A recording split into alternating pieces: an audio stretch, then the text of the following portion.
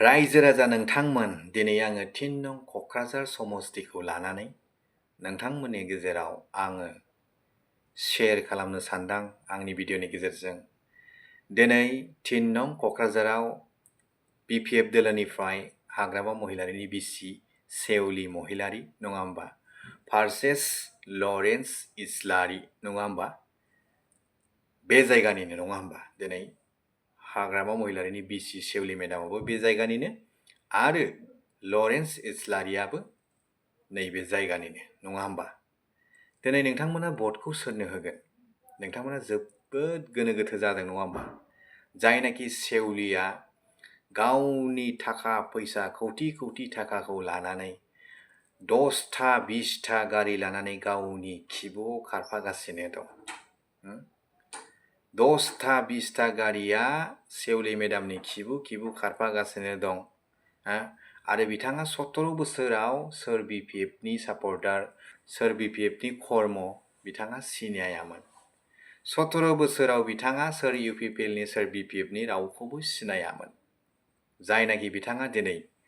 BPF दोलोखौ मोजां मोनग्रा BPFनो भट होबाय थाग्रा मानसिखौनो डाबल जयनिं लागासिनो दं डाबल जयनिं खालामगासिनो दं बेहाय रायजो राजाफ्रा गोबाङा सानदों जे जोंनि UPPL दोलोनि गोबां रायजो राजाफ्रा जयनिं जाहैबाय होननानै नेभार रायजोफोर माब्लाबाबो नोंथांमोनहा बिदि दासान जे बिजित बसुमतारिया जे थांदोंनि प्राइमारि लेभेल ब्लक लेभेल आरो जोंनि बुथ लेभेलफ्राव बेसेबां थाखा थगायनानै लांदों बेखौ बयबो रायजो राजाफ्रा मिथियो बिजितजों जिखिनि मानसिफोर थांदों बैफोर बाय कन्टेक्ट जागासिनो दं जे बिथाङा थाखा फैसा होगोन होननानै थगायनानै लांदों आरो होदोंब्लाबो बिथांमोना बुंहरखादों जे जों बिसोरजों जयनिं जाब्लाबो भटआ सिङाव नोंसोरजोंनो थागोन अब्ला बिजितआ मा सानदों बिजितआ गावखौनो UPPL दोलोआव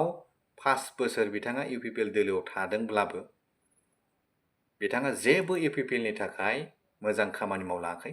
बिथाङा UPPL दोलोखौ दंस' खालामनोसो सानदोंमोन जायनाखि बिथाङा दिनै गावनि लालसावनो फोरमायदों दिनै बिथाङा सेवलि मेडामजों 40 लाखनि डिल जादों होननानै खोनादों बै 40 लाख डिलआ फैबाय थानाय समफोराव आरो बे माब्लाबो साक्सेस जानाय नङा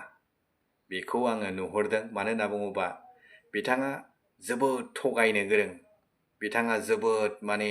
सियानि बिथाङा सासे फोथाय खेबस' लिडार बिनि पलिटिकेल केरियारा बे बारावनो माने दंस' जानो थांगासिनो दं जायनाखि सेवलि मेडामा बेखौ देरहायाब्लानो हस्पिटाल सिरियास खालामनो थांगासिनो दं बेखौसो आं खावलायगोन जे बिथाङा सेवलि मेडामनि थाखा फैसाखौ लब जानानै थांदों बिथाङा सेवलि मेडामनि थाखा फैसाखौ लुथिनो थाखाय थांदों जायनाखि बिथाङा दिनै गोबां माने स्टेजफ्राव लेक्चार होदों आं UPPLआव थानानै गोबां खामानि मावबोदों नाथाय नोंथाङा हाबनानै नायदों जे UPPLनि माबाया दासिमबो UPPLनि सापर्टारफ्रा रावबो थाङाखै नों थांनाय लोगो लोगो गासिबो फोरमायदों दे बिजित बसुमतारिया थांबाय जोबोद मोजां जाबाय बे बाराव UPPLआ मोजां जासिगोन होननानै बयबो रायजो राजाफ्रा खावलायदों आं गोबां हाबदों नैबे क'क्राझार 3 नं क'क्राझार ओनसोलावहाय आं गिदिंदों जे आं नुदों जे दायो कारिगावआव जागासिनो दं कारिगावआवहाय BPFनि कर्म BPFखौ मोजां मोनग्रा BPFनि सापर्टार BPFनि घरा मानसियानो दिनै अरुणोदयखौ दानजादोंब्ला 2 लाख फैसाखौ मोनाखैब्ला अब्ला सेवलियालाय सोरथो जायनाखि सेवलिया BPFनि मानसिफोरखौ सिनाया BPFनि मानसिफोरखौ मिथिया जायनाखि सेवलिया दिनै BPFनि मानसिफोरखौनो डाबल जयनिं खालामनांगौ गोनां जानानै फैदों बे सोरनि गोरोन्थि बेयो जाहैबाय बिजितमोननि गोरोन्थि बिजितमोनहा गावसिनि थाखानि लालसखौल' सिनायो थाखा फैसाया मारै सिफियाव हाबगोन बेखौल' सिनायो जे सेवलि मेडाम नोंथांखौ आं खावलायो जे जाय बिजितखौ नोङो लानानै बेरायगासिनो दं आं होनखादोंना बिजितखौ जेसेबांखिनि नों गामियाव लानानै हाबगोन नोंनि भटआ एसेबां माइनास जागोन मानो होनना बुङोबा नोंथांमोनहा सानदों जे सोरखौबा दम होनानै लाबोनो, सोरखौबा फैसाजों बायनानै लाबोनो, जे नोंनि थासारिखौ बावनो नुहुरखाबाय जे रायजोनि थाखाय मा मावगोन, नोंनि लेभेल, नोंनि बै 20टा 30टा गारि लाफानानै खारनाय माखासे थासारिखौनो रायजो राजाफ्रा नुहुरखाबाय जे फैबाय थानाय दिनफोराव नों जुदि एमएलए जायोब्ला मा मावगोन आरो नों जुदि एमएलए जायोब्ला जोंनि रायजो राजाफ्रा मा खहा जानो हागौ आरो नैबे गोबां जाथिफोर दङ बै जाथिफोरनि थाखाय नोंथाङा मा सानगोन आरो नोंथाङा मा मावगोन बेखौ रायजो राजाफ्रा बयबो नुहुरखाबाय। गतिके रायजो राजाफ्रा बयबो लरेन्सखौ मोजां मोनो। लरेन्सआ मानो होनना बुङोब्ला ओरैबायदि मोजां, बिथाङा बै समाव राजबंशी संगठननि लिडार्सफोरजोंबो गोबां लोगोमोन, जायनाखि आदिबासि सावथालफोरनि संगठननि लिडार्सफोरजोंबो गोबां मोजांमोन, जायनाखि बिथाङा ज'यै जाथिनि हाबाफारि खामानि मावबोग्रा सासे लिडार आरो बिथाङा माब्लाबाबो दावराव दावसिखौ लुबैया, माब्लाबाबो माने नांलाय खमलायखौ लुबैया। मानो होनना बुङोबा बिथाङा रायजो राजानि थाखाय गाज्रि साननाय नङा। 5 बोसोराव बिथाङा जेसेबांखिनि खामानि मावनो हायाखै बै खामानिफोरखौ बिथाङा बेबाराव फुरा खालामगोन आरो खनसेयैनो गासिबो खामानिखौ हाजोब्ला दिनै जाय फैसाखौ लानानै सेउलि मेदामा देखायगासिनो खारगासिनो दं, जयनिं खालामगासिनो दं, बैफोर फैसाजों बिथाङा रायजो राजाफोरनि डेभेलप खालामोमोनब्ला, बिथाङा बैफोर फैसाजों बिथाङा रायजो राजाखौ जुदि नायोमोनब्ला दिनै रायजो राजाफ्रा निस्सय बिथांखौ अनसायगौमोन,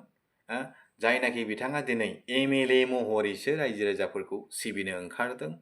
रायजो राजाफोरनि खामानि मावनो ओंखारदों, रायजो राजाफोरखौ मावनो थाखाय, रायजो राजानि खामानि मावनो थाखाय, रायजो राजानि मोजां हाबा मावनो थाखाय एमएलए जानांलाया। मानो होनना बुङोबा नोंथांनाव कौटि कौटि थाखायानो दंखायोब्ला अब्ला एमएलए जानांगौ मानि दरखारमोन आरो मानो? जायनाखि दिनै हाग्रामा महिलारिया गावनि बिसिनि एरिया आरो गावनि जायगायावनो ना केम्पिंआव हाबदों,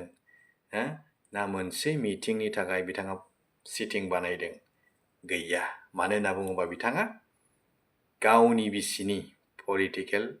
केरियारखौ दंस' खालामनो गिरदों। मानो होनना बुङोब्ला बिथाङा सानदों, हाग्रामा महिलारिया, दिनै आंनि बिसि सेउलि मेदामा जुदि देरहायोब्ला जे आं माब्लाबाबो साहा कापसे बिनाव मोनलोंनाय नङा, माब्लाबाबो आं ओंखाम खबसे खुरनाय मोनजानाय नङा। मानो होनना बुङोबा बिथाङा एमएलए, माब्लाबाबो बिथाङा बिथांनि गोजौनि खोथा, बिथांनि खर' बारनो हानाय नङा आरो बिथांनि रावखौ माब्लाबाबो दानगारनो हानाय नङा। मानो होनना बुङोबा बिथाङा एमएलए जायोब्ला। बेनिखायनो हाग्रामा महिलारिया गावनि बिसिखौ माब्लाबाबो देरहाजानो लुबैया आरो बिथाङा गावनि बिसिनि पलिटिकेल केरियारखौ नैबावनो एकदम फिनिश खालामगोन, माने दंस' खालामगोन आरोखि। जायनाखि दिनै हाग्रामा महिलारिया गावनि समस्थियाव हाबनायनिफ्राय गोजान जादों, हाबनायनिफ्राय साइड जादों, दिनै सेउलि मेदामा एमएलए जानानैसो रायजो राजाखौ सेवा खालामनो ओंखारदों। थ' बेहाय गासै रायजो राजाफ्रा मिथिखायो जे सोरखौबा दम होनानै जों भटखौ मोना, सोरखौबा जों फैसा होनानै जों भटखौ मोना। जायहा जेराव गोसो बेयाव बयहाबो होखायो, हाजार नों थाखा फैसा लुसोम, जायहा जेराव गोसो, जायहा जेराव होनो गोसो बेहाय भटआ गोलैखागोन। आरो बैफोर थासारिखौ नुनानै आं दिनै बुंनो सानो रायजो राजा नोंथांमोन जे लरेन्स इस्लारि सारानो नैबे 3 नं क'क्राझाराव एमएलए महरै आरोबाव गसंगोन आरो बिथाङा रायजो राजानि खामानि मावगोन। जायनाखि सरलपारा लामाखौ बिथांमोना 17 बोसोराव सुफुंनो हायाखैमोन, दिनै इलेक्सन मुहुर्तबाबो लरेन्स इस्लारि दैदेननायाव सरलपाराया जालांगासिनो, लामाया हाइ फाइ लामा जालांगासिनो दं। सरलपाराया रायजोफोर थांदो, सालायलांदो। सरलपारा लामाखौ बिथांमोनहा जाया होनबाय थादोंमोन, मावनो हाया होनबाय थादोंमोन, दिनै लरेन्स इस्लारिया लामाखौ बानायगासिनो दं। इलेक्सन मुहुर्तसिम डाइरेक्ट सरलपारासिम सहैसिगोन। रायजोफोर, आङो बेखौनो खावलायो फैबाय थानाय दिनफोरावहाय जाहाथे लरेन्स इस्लारिखौ मोजाङै मोजां देरहाहोयो आरो ट्रेक्टरनि सावगारियाव बयबो भट होगोन होननानै आं खावलायो। गोजोन्थों।